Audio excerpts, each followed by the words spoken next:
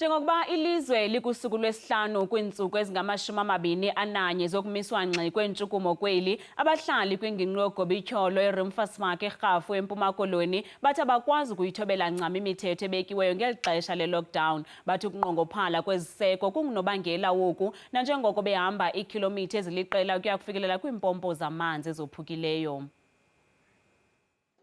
Abahlali balapha bathi ayintlanga tu kwaphela impilo abayiphilayo, bathi baphila ebugqwayibeni. uJohana nohlala apha kunye nosapho lwakhe uthi abanamanzi ezindlini zabo. Uthi ukuqhambuka kwentsholongwane yesifo secorona kwamenza wanoloyiko.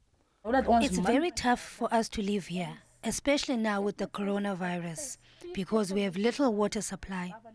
We only have 4 taps and 6 toilets, but only 5 work.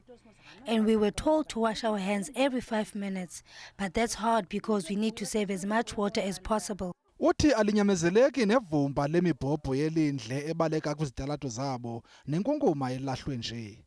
Very tough. Man, a lot of the time, the tap they didn't work, and the toilets didn't work. The people around here, they are putting money together to clean these toilets. If the government can come and give those people cleaning sanitizer of cleaning what to clean the toilets, it will be good. If you can go down to the toilets, it will be a disaster. You don't want to go in there. Intatheli ye-SABC uVeronica Fori ufundise abantwana ngamanzi. Abahlali bathi kunzima ukuhlamba izandla zabo rhoqo ngenxa yokunqongophala kwamanzi.